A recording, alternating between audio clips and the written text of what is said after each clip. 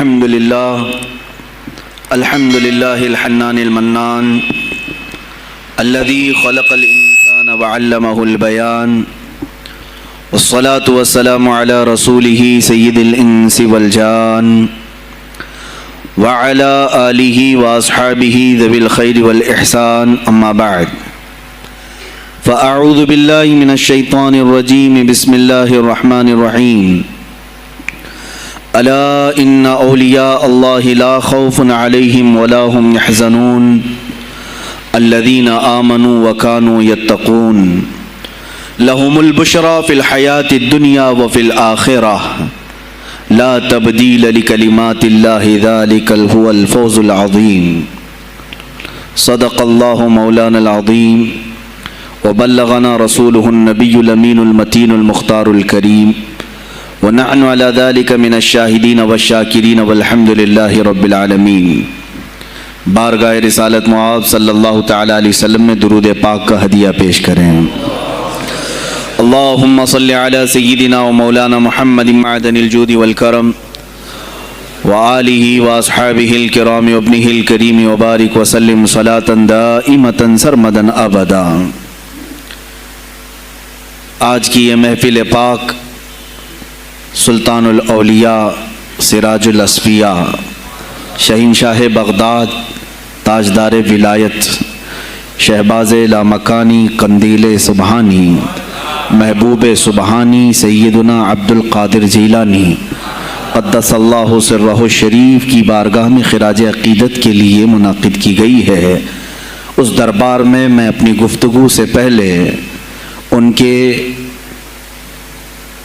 عظیم عاشق جس کو دنیا سنیت فنا فی الغوث اور مجدد میت حاضرہ کے نام سے جانتی ہے، امام احمد رضا خان قادری فاضل بریلوی رضی اللہ تعالی عنہ کی جو خراج عقیدت پیش کی ہوئی منقبت ہے، اسی سے میں بارگاہ غوث میں اپنی گفتگو کا آغاز کرتا ہوں۔ اے سلطان الاولیاء، اے شہنشاہ بغداد، واہ کیا مرتبہ اے غوث ہے بالا تیرا، اونچے اونچوں کے سروں سے ہے قدم اعلیٰ تیرا۔ توجہ، اونچے اونچوں کے سروں سے ہے قدم اعلیٰ تیرا، ارے سر بھلا کیا کوئی جانے کہ ہے کیسا تیرا۔ اے غوث پاک، سر بھلا کیا کوئی جانے کہ ہے کیسا تیرا، اولیاء ملتے ہیں آنکھیں وہ ہے تلوہ تیرا۔ ہم تو ابھی تلوے کو ہی نہیں پہنچ سکے، تمہارے سر تک کون پہنچے ہیں۔ اولیاء ملتے ہیں آنکھیں وہ ہے تلوہ تیرا۔ وہ شہنشاہ بغداد اگر ممبر پر کھڑے ہو کر کے اعلان کر دے قدمی ہادی علی رقبت کل ولی اللہ، میرا یہ پاؤں تمام اولیاء کی گردنوں پر ہے، تو پھر ہند کے خطے سے معین الدین اجمیری بھی یہ کہتے ہوں کہ بل علی رأسی و علی عینی، اے سلطان الاولیاء صرف آپ کا قدم گردن پر نہیں میرے سر پر بھی ہے۔ اور پھر اولیاء کاملین نے پکار کر کے دربار غوث میں یوں کہا تھا جب آپ نے اعلان کیا میرا یہ قدم اولیاء کی گردنوں پر ہے، جس کی گردن بنی منبر اولیاء، جس کا منبر بنی گردن اولیاء، اس قدم کی کرامت پہ لاکھوں سلام۔ انہوں نے جب اعلان کیا تو کیا اولیاء کاملین نے جواب میں کیا کہا تھا؟ جواب میں کیا کہا تھا؟ غوث پاک نے جب بغداد سے پکارا تو پورے مشرق و مغرب شمال و جنوب کے اولیاء نے یوں کہا تھا، یہ دل یہ جگر ہے، یہ آنکھیں یہ سر ہے۔ یہ دل یہ جگر ہے، یہ آنکھیں یہ سر ہے، جہاں چاہو رکھو قدم غوث اعظم۔ گردن ہی کیا ہے، یہ دل ہے، یہ جگر ہے، یہ آنکھیں ہیں، یہ سر ہے، آپ کی مرضی جہاں ہو میرے آقا آپ قدم رکھتے ہیں، جہاں چاہو رکھو قدم غوث اعظم۔ عزیزان گرامی وقار، تاجدار بریلی نے شہنشاہ بغداد کی بارگاہ میں پیش اس طرح سے کیا کہ جو ولی قبل ہوئے یا بعد ہوئے سب ادب رکھتے ہیں دل میں میرے آقا تیرا، سارے اقطاب جہاں کرتے ہیں کعبے کا طواف، کعبہ کرتا ہے طواف در والا تیرا۔ اے شہنشاہ بغداد، تیری میری قسمت کی قسم کھائیں سگانے بغداد، ہند میں رہ کے بھی دیتا رہوں پہرا تیرا۔ ہند میں رہ کے بھی دیتا رہوں پہرا تیرا۔ سرکار بغداد کی بارگاہ میں پھر استغاثہ کرتے ہوئے اعلیٰ حضرت بریلوی رحمۃ اللہ تعالیٰ علیہ یوں عرض کرتے ہیں، اے شہین شاہ بغداد، تجھ سے در، در سے سگ، اور سگ سے ہے مجھ کو نسبت، میری گردن میں بھی ہے دور کا ڈورا تیرا۔ اس نشانی کے جو سگ ہیں نہیں مارے جاتے، جس کی گردن میں قادری پٹا ہو، جس کی نسبت سلسلہ قادریہ سے ہو گئی ہو، اس کے لیے اعلیٰ حضرت بریلوی فرماتے ہیں اس نشانی کے جو سگ ہیں، ہم کتا پاک ہیں شہنشاہ بغداد کے، اس نشانی کے جو سگ ہیں نہیں مارے جاتے، حشر تک میرے گلے میں رہے پٹا تیرا۔ اور اے سننے والو، میں نے اپنے آپ کو سگ کہا، کتا کہا، تو کہیں تم اس خیال میں نہ آ جانا کہ کتا معمولی ہوتا ہے۔ آگے اعلیٰ حضرت نے اس کا بھی سوایہ کر دیا، کیا دبے جس پہ حمایت کا ہو پنجہ تیرا، کیا دبے جس پہ حمایت کا ہو پنجہ تیرا۔ ارے شیر کو خطرے میں لاتا نہیں کتا تیرا، شیر کی تک پرواہ نہیں کرتا غوث پاک کا کتا۔ تو میں نے اپنے آپ کو کتا کہا تو اس بھول میں نہ رہ جانا کہ کتے کو کوئی بھی مار لے جائے گا، اٹھا لے جائے گا۔ ہم نے کہا ہے دربار غوث کا کتا جو شیر کو بھی خطرے میں نہیں لاتا ہے۔ عزیزان گرامی وقار، بارگاہ غوث میں جو جھوم کر کے اشعار امام احمد رضا خان فاضل بریلوی رحمۃ اللہ تعالیٰ علیہ نے بیان کیے ہیں، وہی ہماری گفتگو کا خلاصہ بھی ہیں۔ سرکار بغداد سیدنا عبد القادر جیلانی رضی اللہ تعالیٰ عنہ، یقیناً آپ کے ولی کامل ہونے پر تقریباً پوری امت کا اتفاق ہے۔ اتفاق کا مطلب صرف بریلویوں کا نہیں، دیوبندی بھی مانتے ہیں، اہل حدیث بھی مانتے ہیں، شیعہ بھی مانتے ہیں۔ غوث پاک رضی اللہ تعالیٰ عنہ کی ولایت سے ان میں سے کسی کا انکار نہیں۔ آج بھی بغداد میں جائیں، لنگر بٹ رہا ہوتا ہے، شیعہ بھی کھا رہے ہیں۔ غوث پاک رضی اللہ تعالیٰ عنہ کا لنگر آج بھی بٹ رہا ہے۔ بغداد کی وہ ایک ایسی بارگاہ ہے جہاں سنی اور شیعہ دونوں ہیں، دونوں تسلیم کرتے ہیں ان کی ولایت کو۔ اب رہے بات اہل حدیث کی یا دیوبند کی، ان کی کتابیں اٹھاؤ تو پتہ چل جائے گا کہ غوث پاک کے متعلق انہوں نے کیا کیا نہیں لکھا۔ پیر پیراں، میر میراں، شہین شاہ بغداد، بلکہ شیخ ابن تیمیہ جو ہر ولی کی تنقید کرتا تھا، ہر صوفی پر تان و تشریح کرتا رہا، اس نے اپنی کتاب میں لکھ دیا کہ میرے پاس اتنی تواتر تک، تواتر کہتے ہیں اتنے لوگوں کا بیان کرنا کہ جن کا جھوٹ پر جمع ہونا محال ہو۔ شیخ ابن تیمیہ کہتا ہے میرے پاس اتنی تواتر سے کسی اور کی کرامتوں کا ذکر نہیں پہنچا جتنا شیخ عبد القادر جیلانی کا پہنچا ہے۔ الفضل لما شہید بہ الاعداء، فضیلت تو اس کی ہے جس کی دشمن بھی گواہی دے رہے ہوں۔ عزیزان گرامی وقار، سرکار بغداد رضی اللہ تعالیٰ عنہ کی ولایت پر تقریباً امت کا اتفاق، بعد میں آنے والے سارے مسلمان انہیں ولی مانتے ہیں۔ اور یہ اور بات ہے کہ ولایت تک سب کا اتفاق ہے، اب غوث کے مقام کے متعلق الحمدللہ ہم منفرد ہیں اس میں، اس لیے کہ ہم انہیں غوث اعظم بھی کہتے ہیں، استغاثہ بھی کرتے ہیں۔ یہ ایک الگ ٹاپک ہے جہاں شرک، بدعت اور کفر کے فتوے لگتے ہیں کہ بریلوی اللہ کو چھوڑ کر اولیاء سے مانگتے ہیں، اور یہ بیویوں سے مانگ لیں تو کوئی حرج نہیں، ہاں اپنے بچوں سے مانگ لیں تو کوئی حرج نہیں، بلکہ چپراسی اور نیتاؤں سے مانگ لیں تو کوئی حرج نہیں۔ کسی صاحب نے آ کر کے مجھ سے کہا تھا آپ غوث اعظم کیوں کہتے ہیں؟ اعظم اللہ ہوتا ہے، سب سے اعظم۔ غوث کہیں ٹھیک ہے، سلفی صاحب تھے، ہم نے کہا کہ آپ کو سرکار عبد القادر جیلانی کو غوث اعظم کہنے پر اعتراض ہے، لیکن ایک چوڑا چمار ملک کا پرائم منسٹر بن جائے تو اسے وزیر اعظم کہہ دیتے ہیں، کوئی دقت نہیں آپ کو، وہاں اعظم کہتے ہیں آپ، اعظم کہنے میں آپ کو وہاں جھجک بھی نہیں آتی، اور غوث پاک کو اعظم کہنے میں آپ کو شرم آنے لگتی ہے۔ یہ اپنے اپنے نصیبے کی بات ہے، آپ کا اعظم کوئی اور ہے، ہمارا اعظم کوئی اور ہے۔ عزیزان گرامی، سرکار بغداد شہین شاہ ولایت سلطان الاولیاء سیدنا عبد القادر جیلانی رضی اللہ تعالیٰ عنہ، ماں کے پیٹ سے ہی ان کو ولایت عطا کی گئی۔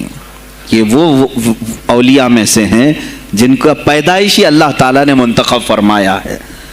بلکہ جس وقت آپ کی ولادت ہوئی یہ شعبان کا آخری دن، اور آپ کی والدہ ماجدہ کے بطن سے آپ اس عمر میں پیدا ہوئے جب عورتوں میں اولاد کی امید ختم ہو چکی ہوتی. آپ کی ماں کی عمر 60 سال کی تھی جب آپ پیدا ہوئے. یہ خود اپنے آپ میں ایک کرامت ہے. اور سرکار بغداد رضی اللہ تعالیٰ عنہ جب جیلان میں پیدا ہوئے تو آپ کا معمول تو دیکھیں، آپ کی ماں خود بتاتی ہیں دوسرے سال غالباً لوگوں کو چاند میں شک ہو گیا، 29 کا چاند نظر آیا کہ نہیں آیا. بعض کہنے لگے ہو گیا ہوگا، بعض کہنے لگے نہیں ہوا ہوگا. تو یوم الشک کہتے ہیں، یعنی 30واں جو شعبان کا ہوتا ہے وہ ایک رمضان بھی ہو سکتا ہے، 30 شعبان بھی. تو لوگ آئے حضرت فاطمہ ام الخیر کے پاس جو غوث پاک کی ماں ہیں، پوچھا کہ کل کا چاند ہوا کہ نہیں ہوا، ہمیں شک ہو گیا ہے. آپ نے کہا چاند ہو گیا ہے اور رمضان شروع ہو چکا ہے. کہا کیسے؟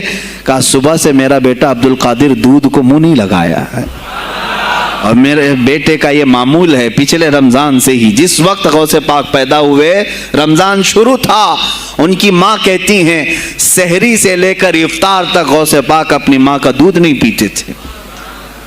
یہ بچپنے میں ماں کی گود میں روزے کا آپ کے اوپر کوئی مکلف نہیں تھے، آپ احکام شریعت ابھی آپ کے اوپر لاگو نہیں تھے، لیکن اللہ کا ایک ولی آتا ہے تو وہ نظام خدا قائم کرنے کے لیے آتا ہے. آج میں اسی پر گفتگو کرنا چاہوں گا. اللہ کے اولیاء ظاہر کیوں ہوئے دنیا میں اور کیوں آتے ہیں؟ ان کا سب سے بڑا مقصد دنیا میں آنے کا، جلوہ بار ہونے کا، وہ یہ ہوتا ہے کہ نظام خداوندی کو زمین پر قائم کریں. جس کی کائنات ہے اسی کی بات یہاں پر قائم ہونی چاہیے. اب یہ باتیں وقت کے ساتھ گزرتی جاتی ہیں اور لوگ بھول جاتے ہیں.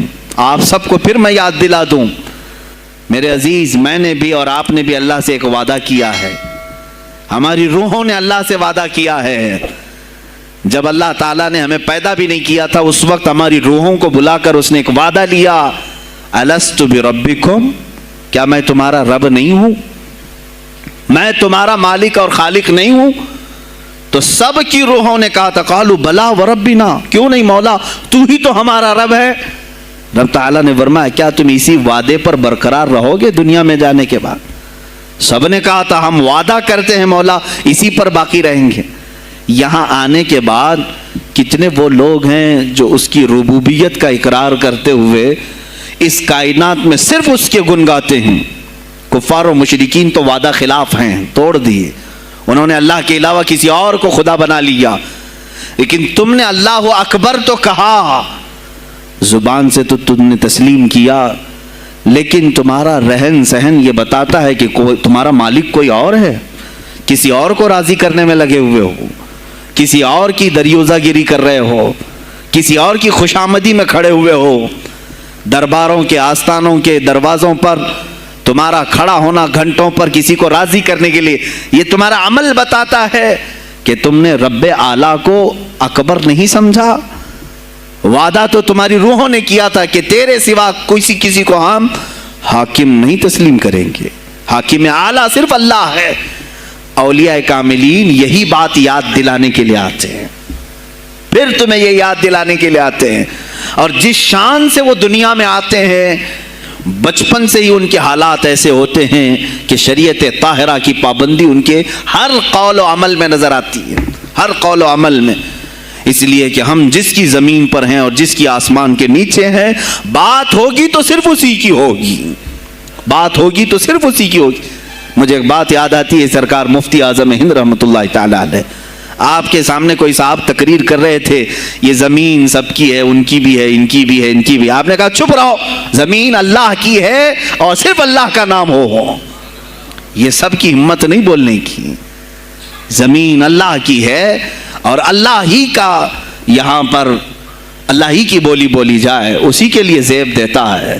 جس کے گھر میں رہ رہے ہو اسی کی بات کرو. عزیزان گرامی وقار، سرکار بغداد ان کی کرامات اپنی جگہ پر، لیکن ان کی زندگی کے کچھ اہم گوشے میں لے کر آج حاضر ہوں.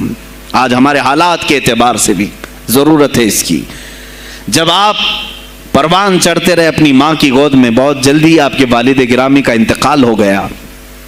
آپ سے خود پوچھا گیا تھا غوث پاک سے آپ کی جوانی میں، یا جب آپ کا شہرہ بغداد میں بہت ہو گیا تب پوچھا گیا تھا آپ کو اپنے ولی ہونے کا احساس کب ہوا؟ غوث پاک سے ہی پوچھا گیا تھا آپ کو کب پتا چلا اللہ نے آپ کو ولایت کا یہ مقام عطا کیا؟ آپ فرماتے ہیں جب میں 10 سال کا تھا، مدرسے جاتا تھا تو غیب سے ایک آواز آتی تھی، افصحوا فی المجالس لولی اللہ، غیب سے آواز آتی تھی اے لوگوں مجلس میں جگہ چھوڑ دو، اللہ کا ولی آ رہا ہے۔ یہ آواز صرف میں نہیں، میرے استاد بھی سنتے، وہاں بیٹھے شاگرد بھی سنتے، اور سب کھڑے ہوتے تھے، جگہ دیتے تھے۔ غوث پاک فرماتے ہیں جب ہر بار مجھے یہ آواز آنے لگی تب مجھے احساس ہوا کہ اللہ تعالیٰ نے مجھے ولایت کا تاج پہنایا ہے۔ پھر آپ کو لہو و لعب میں، کھیل کود میں نہیں رکھا گیا۔ فرماتے ہیں ایک بار میں صرف ایک گائے کی پونچھ پکڑنے کی کوشش کر رہا تھا، گائے پلٹ گئی، فصیح عربی میں کہنے لگی الہذا خلقت ام بہذا امرت یا عبد القادر، اے عبد القادر کیا تجھے اسی کام کے لیے پیدا کیا گیا یا تجھے اللہ نے اس کام کا حکم دیا کہ میری پونچھ پکڑے؟ غوث پاک فرماتے ہیں میں چونک گیا کہ ایک جانور مجھ سے عربی میں بات کر رہا ہے۔ اور اس کے بعد وہ گائے خود کہنے لگی اے عبد القادر تجھے اللہ نے اپنی مخلوق کے لیے بنایا ہے، اپنے بندوں کو راہ راست پر لانے کے لیے۔ غوث پاک فرماتے ہیں اس کے بعد زندگی میں کبھی کھیل کود کی خواہش بھی نہیں آئی، کھیل کود کی خواہش بھی نہیں آئی، کبھی تصور بھی نہیں کیا۔ اور جب آپ جیلان سے نکل کر بغداد آئے، بغداد کے جو حالات تھے وہ آپ نے بہت قریب سے مشاہدہ کیا۔ میرے عزیزو آج کے جو حالات ہیں نا، آج کے جو حالات میں نے پڑھا اس سے بھی زیادہ ڈینجر حالات اس زمانے کے تھے۔ آج لوگ حالات کی شکایت کرتے ہیں، بہت سارے علماء مولانا ہم سے یہ کہتے ہیں حالات اب صحیح نہیں ہیں، ویسے نہیں ہے پہلے۔ میں تمہیں غوث پاک کے حالات بتاتا ہوں، اس وقت سیاسی حالات کیا تھے۔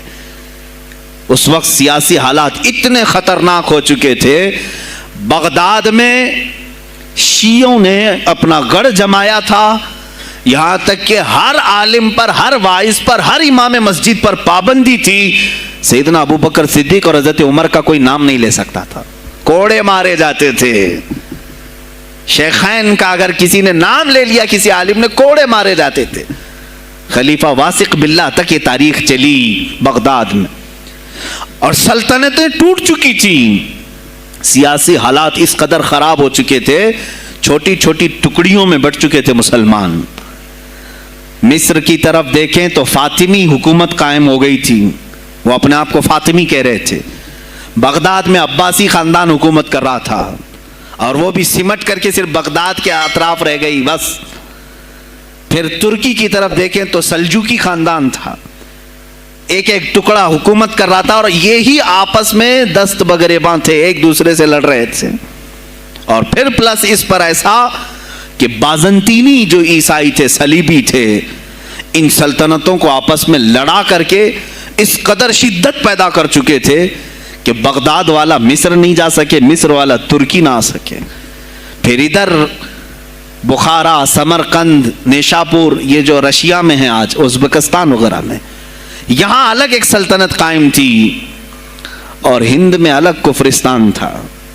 سب جگہ الگ الگ حالات تھے، اور مسلمانوں کے لیے اس زمانے میں ایسے حالات ہو گئے جیسے لاک ڈاؤن ابھی کا سیم۔ میں آپ کو بتا دوں سچویشن، لاک ڈاؤن میں کیا ہوا تھا معلوم ہے؟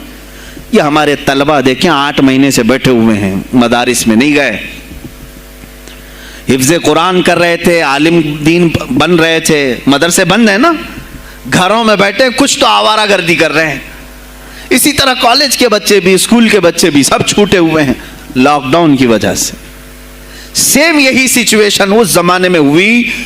بغداد علمی مرکز تھا، کوفہ اور بصرہ علم کے مرکز تھے۔ آپسی رنجشوں کی وجہ سے بادشاہوں کی طلبہ ایک جگہ سے دوسری جگہ کا سفر نہیں کر سکتے تھے، بغداد کے سارے مدرسے بند پڑے ہوئے تھے، کیونکہ طلبہ آ نہیں سکتے۔ کہاں سے آئے تم؟ مصر سے آئے، واپس جاؤ، اس سلطنت میں کیا کر رہے ہو؟ اس طرح کی سختیاں۔ یہاں تک کہ یہی زمانہ ہے جب حسن بن صباح نام کا ایک ایسا منافق جس نے اس زمانے کے بادشاہوں کو خرید لیا اور کچھ لوگوں کو نشے کا خوگر بنایا. حشیشین وغیرہ آپ نے سنا ہو, صلاح الدین ایوبی کا زمانہ ہے یہ. غوث پاک سے صرف 4 سال بعد صلاح الدین ایوبی آئے, صرف 4 سال بعد.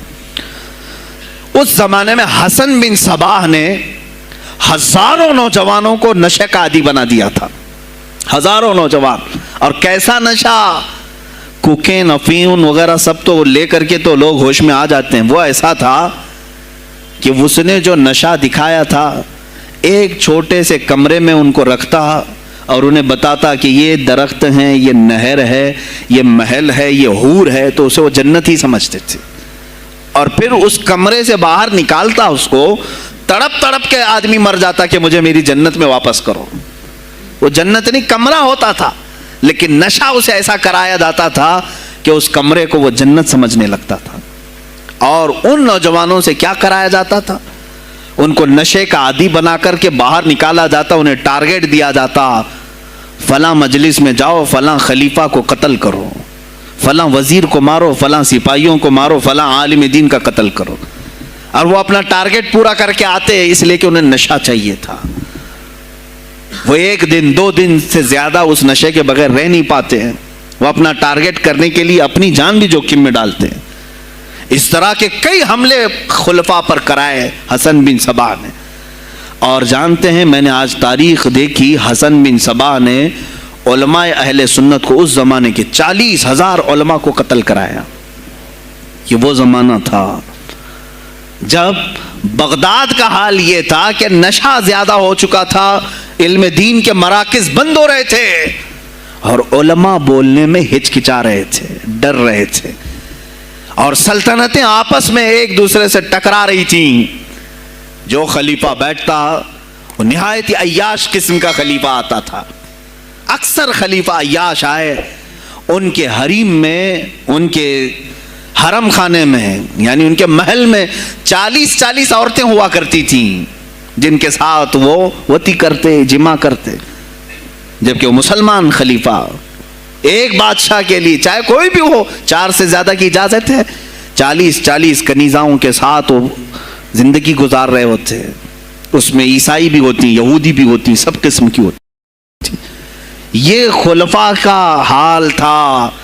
تم کیا کہہ رہے ہو ہمارے زمانے کو؟ ارے حالات برے ہیں, حالات برے ہیں. ابھی اور میں بتاؤں کتنے برے حالات اس زمانے میں تھے. علماء کو کوڑے مارے جاتے تھے اگر بولے. ارے شیخین کا نام لینے پر پابندی بغداد میں لگ گئی ہو, اس سے بڑا اور ظلم کیا ہو سکتا ہے؟ سیدنا ابو بکر صدیق, حضرت عمر کا نام لینے پر کوڑے مارنے لگائے جاتے. ایسے حالات میں شہنشاہ بغداد سیدنا عبد القادر جیلانی بغداد آئے ہیں جب آپ کی عمر صرف 18 سال کی تھی. 18 سال کی جوانی میں آپ نے ملاحظہ کیا, حالات کو دیکھا, تعلیم حاصل کی بڑے بڑے اساتذہ سے. آپ کے اساتذہ فقہ میں الگ ہیں, حدیث میں الگ ہیں, تفسیر میں الگ ہیں, علم کلام میں, کئی علوم و فنون پہ آپ نے مہارت حاصل کی. اس کے بعد حالات دیکھ کر کے آپ نے کیا کہا, یہ اب یہاں سے میں ہر ایک عالم دین کے لیے بشمول من میرے لیے نصیحت سمجھتا ہوں, غور سے سن لیں. غوث پاک رضی اللہ تعالیٰ عنہ کی زندگی میں ایک موڑ ایسا آیا, اور شاید میں نے بھی کبھی کئی مرتبہ اس طرح سوچا ہے, میں کمپیئر نہیں کر رہا ہوں, لیکن سنیں, حالات کو دیکھ کر کے غوث پاک نے جنگل کا رخ اختیار کر لیا. کیا لینا دینا ہے اس دنیا سے؟ اور آپ خود فرماتے ہیں کہ میرے دل میں یہ ارادہ تھا, نہ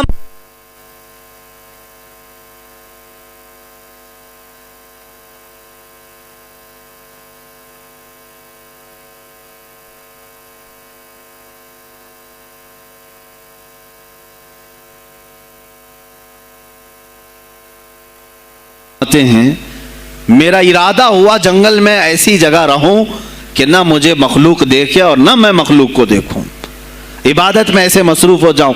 جنگلوں میں آپ عبادت کرتے رہے, لیکن فرماتے ہیں مجھے غیب سے آواز آئی اللہ رب العزت کی طرف سے, کہا اے بندے قادر، آپ کا نام ہی عبد القادر ہے، اے قادر کے بندے، تجھے اللہ نے جنگلوں کے لیے نہیں بنایا، امت مصطفیٰ کی رہنمائی کر، خلق خدا تجھ سے نفع حاصل کرے، واپس آ جا۔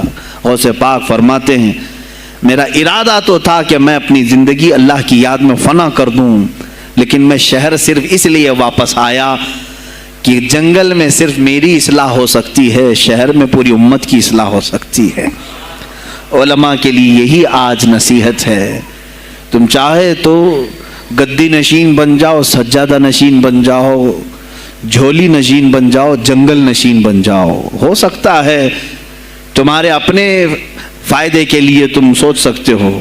میں نے ابھی یہ کہا، میرے دل میں ارادہ تھا کہ گوشہ نشین ہو کر کے اپنی عبادت کریں، اپنی آخرت کی فکر کریں، نہیں، علماء کو اللہ تعالیٰ نے علم عطا کیا ہے امت مصطفیٰ کی رہنمائی کے لیے، یہ امانت ہے، چاہیں تو بھی چھپ نہ سکیں۔ عزیزان گرامی وقار، غوث پاک رضی اللہ تعالیٰ عنہ واپس بغداد آئے۔ اچھا وہ اتنی عبادتوں کے عرصے میں جانتے ہیں کہاں کہاں کا سفر نہیں کیا انہوں نے؟ جنگلوں کا سفر، صحراؤں کا سفر، بیابانوں کا سفر، یہاں تک کہ سری لنکا کی سرزمین تک پہنچے، ملتان تک آئے۔ یہ تاریخ کی کتابیں بتاتی ہیں آپ نے پیدل یہ سارے سفر کیے، پھر واپس اسی بغداد آئے جہاں کے حالات بڑے ہی کشیدہ تھے، اور خلفائے وقت کے خلاف زبان کھولنا یہ آگ سے کھیلنے کے برابر تھا، آگ سے کھیلنے کے برابر تھا۔ اور سب سے بڑا مسئلہ تو غوث پاک کے لیے یہ تھا کہ آپ بغداد کے نہیں تھے، عراق کے نہیں تھے، آپ جیلان سے آئے تھے۔ جیلان ایران میں ہے، اس زمانے میں طبرستان ایک صوبہ تھا، طبرستان کا ایک شہر جیلان تھا، جیلان سے آئے ہوئے تھے بغداد میں۔ آپ کی زبان فارسی تھی، فارسی زبان کا ایک طالب علم بغداد میں آیا ہے، اور بغداد پورا عربیوں کا ہے، فصیح عربی بولنے والے لوگ، اور نہایت ہی عیاشی میں پڑے ان کی اصلاح کیسے کریں۔ دل میں بار بار یہ احساس ہوتا، غوث پاک فرماتے میری زبان فارسی تھی اور ان کی زبان عربی ہے، میں ان سے خطاب کیسے کروں، ان کو اصلاح کے راستے پر کیسے لاؤں؟ بار بار سوچتے تھے، لیکن دل میں ایک درد ہوتا تھا کہ امت مصطفیٰ کو اس حال میں نہیں چھوڑنا چاہتا۔ ایک دن ایک مسجد میں غمگین حالت میں سوئے، ظہر کا وقت تھا، نماز پڑھ کر کے آپ آرام کر رہے ہیں، اور جیسی آنکھ بند ہوئی سرور کائنات صلی اللہ علیہ وسلم تشریف لائے۔ پوچھا عبد القادر کیوں غمگین ہے میرے بیٹے؟ کہا کہ یا رسول اللہ صلی اللہ علیہ وسلم زبان میری عجمی ہے، فارسی، میں عربیوں کے بیچ بیٹھا ہوں، اصلاح کرنے کی کوشش کرتا ہوں، لیکن مجھے یہ عجمی سمجھیں گے۔ اللہ کے نبی صلی اللہ علیہ وسلم نے فرمایا تو اپنا منہ کھول۔ آپ نے منہ کھولا، حضور پاک نے اپنا لعاب پاک ڈالا، دوسری بار ڈالا، تیسری بار ڈالا، چوتھی بار ڈالا، پانچویں، چھٹی، 7 مرتبہ حضور پاک نے اپنا لعاب پاک دیا اور کہا عبد القادر اب اٹھ اور بیان کرو۔ فرماتے ہیں خواب میں نے حضور اکرم صلی اللہ علیہ وسلم کا لعاب پاک لیا، تھوڑی ہی دیر گزری تھی، میرے خواب میں ہی میرے جد کریم مولا کائنات علی مرتضیٰ تشریف لائے۔ کہا پھر وہی سوال کیا عبد القادر کیوں نہیں بیان کرتے؟ کہا میں فارسی النسل، فارسی ہوں اور عربیوں کے بیچ میں ہوں۔ انہوں نے کہا تو اپنا منہ کھول۔ باب العلم، باب مدینۃ العلم، علی کرم اللہ وجہہ الکریم اپنا لعاب پاک ڈالتے ہیں، 1 بار، 2 بار، 3 بار، 4 بار، 5 بار، 6 بار، بس کیا۔ غوث پاک نے کہا نانا جان نے مجھے 7 مرتبہ پلایا، آپ نے 6 مرتبہ۔ علی کرم اللہ وجہہ الکریم فرماتے ہیں میں برابری تو نہیں کر سکتا، وہ رسول کائنات ہیں۔ عزیزان گرامی وقار، غوث پاک فرماتے ہیں پھر میری آنکھ کھلی، اور اسی جامع مسجد میں جب میں کھڑا ہوا اور خطاب کے لیے لوگوں کو پکارا تو دیکھا ادھر سے بھی مخلوق آ رہی ہے، ادھر سے بھی آ رہی ہے، سامنے سے بھی آ رہی ہے۔ مجمع اتنا کثیر کہ تل دھرنے کی جگہ مسجد میں نہیں تھی، اور جب آپ کا خطاب ختم ہونے کو تھا लोग अपने कपड़े फाड़ने लगे और बेहोश होने लगे। इतनी तीर बहदफ कलमात थे कि सीधे सीने में पैवस्त हो जाते, दिलों में उतर जाते। उसके बाद वही दिन था सैयदना अब्दुल कादिर जीलानी को लोगों ने हाथों हाथ उठाया। मुफ्ती सलमान अज़हरी के चैनल को सब्सक्राइब करके बेल को और पर कर दें और वीडियो को लाइक कर दें और लिंक डिस्क्रिप्शन में है पार्ट 2 का, वहाँ से जाकर देख लें।